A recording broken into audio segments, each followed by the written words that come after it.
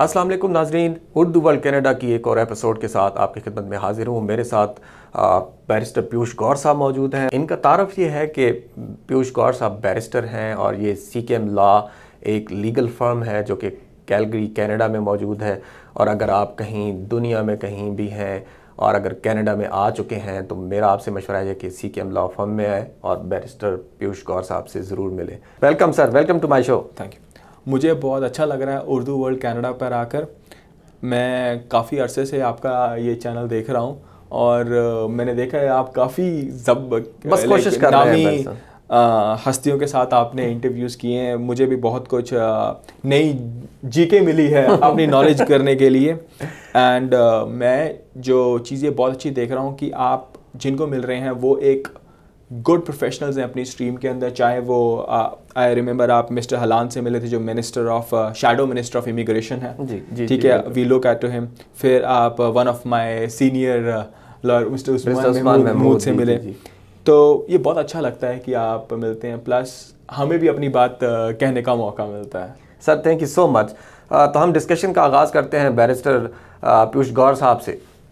तो मैं ये चाहता हूँ कि हमारी आवाम जो कि सोशल मीडिया के थ्रू जानती है, जानने की कोशिश करती है, सवालात करती है, तो मैं पोस्ट करता हूँ और मेरे पास बेपनाह सवालात आते हैं। तो हम डिस्कशन का आगाज़ करते हैं विजिटर वीज़ा से। पीयूष साहब, विजिटर वीज़ा को एक्सेस करने के लिए, लेने के लिए अगर आप YouTube पे जाएं, आप Facebook पे जाएं, सोशल मीडिया भरा पड़ा है। लोग जो है वो अपनी आरा का इजहार कर रहे हैं और वो लोग जिन लोगों का कोई ताल्लुक़ नहीं है दूर दूर तक, जो लोग ऑथराइज़ ही नहीं है, तो आप इस पे रोशनी डालें कि क्या लोग ऑथराइज़ हैं Facebook पे या टिकटॉक पे या सोशल मीडिया पे बैठ के इस किस्म की राय देना लोगों को।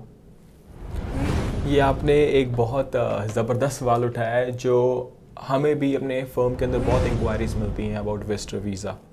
विजिटर वीज़ा जनाब सिर्फ या तो जो लॉयर्स हैं या फिर जो ऑथोराइज्ड इमिग्रेशन कंसल्टेंट्स हैं जिनको कनाडा ऑथोराइज करता है, only those are allowed to file a visitor visa application. Technically वो लोग का एक नंबर होता है और जब वो विजिटर वीज़ा एप्लीकेशन लगाते हैं तो वो आपसे एक यूज़ ऑफ रिप्रेजेंटेटिव फॉर्म लेंगे, तभी वो आपके एक डेजिग्नेटेड रिप्रेजेंटेटिव बन सकते हैं।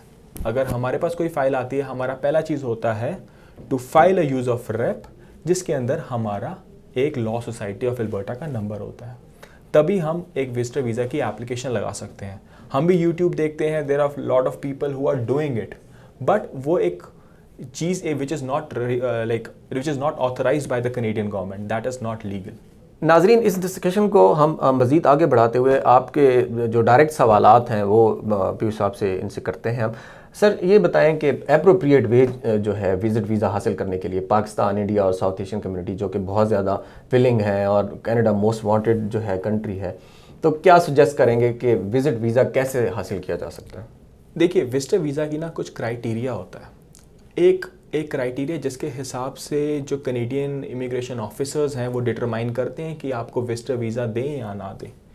उसमें आप नोटिस करेंगे जो मोस्टली रिफ्यूज़ल्स आती हैं, या तो वो आती हैं फाइनेंशियल ग्राउंड पे, या फिर आ जाती हैं strong ties to the country, या ठीक आती है ट्रैवल हिस्ट्री की वजह से।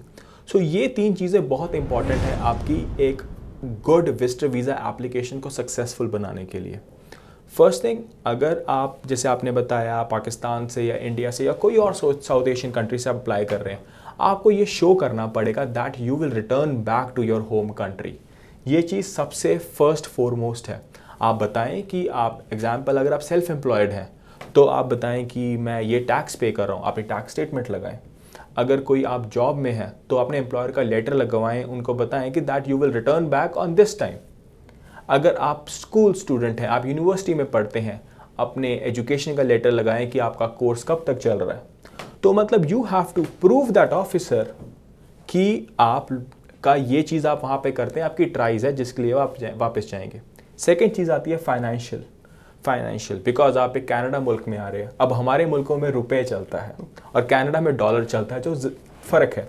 तो आपको कनेडियन गवर्नमेंट को ये बताना है कि आप यहाँ पे आके कोई लायबिलिटी नहीं बनेंगे। इसका मतलब आपके पास आपके यहाँ रहने के लिए, बोर्डिंग लॉजिंग के लिए आपके पास फंड्स हैं। अगर आपको कोई आपकी फैमिली मेम्बर स्पॉन्सर कर रहा है, तो उस फैमिली मेम्बर की लेटर ऑफ इनविटेशन पे अंडरटेकिंग चाहिए कि वो आपकी अकोमोडेशन और फाइनेंशियल को पूरा करेंगे। बट हम फिर भी सजेस्ट करेंगे that you yourself should have adequate funds to come to Canada. And third चीज़ आती है जी ट्रैवल हिस्ट्री।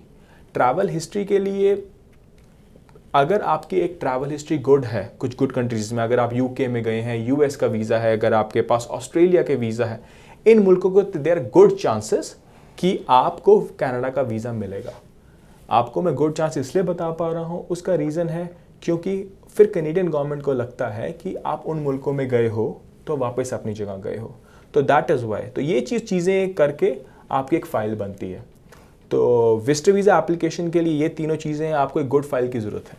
बड़ा इंपॉर्टेंट पॉइंट पीयूष साहब ये है कि लोग सवाल करते हैं डन बेसिस पे। ये डन बेसिस क्या होता है कि डन बेसिस पे विजिटर वीज़ा जी क्या मिल सकता है, उसकी कितनी प्राइस है? कोई ऐसा सिस्टम है कनाडा में कि डन बेसिस पे वीज़ा यहाँ पे हो जाएगा किसी का? जनाब, डन बेस कुछ नहीं होता, it is not in our hands.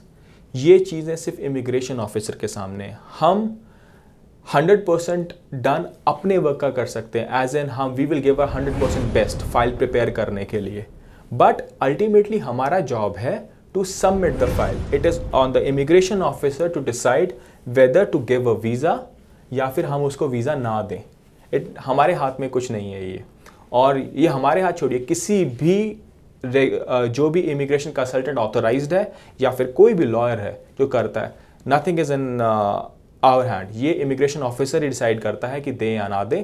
दो वी डू बेस्ट कि हम अपनी अच्छी फाइल लगा सकते हैं, सिर्फ यही हमारे हाथ में।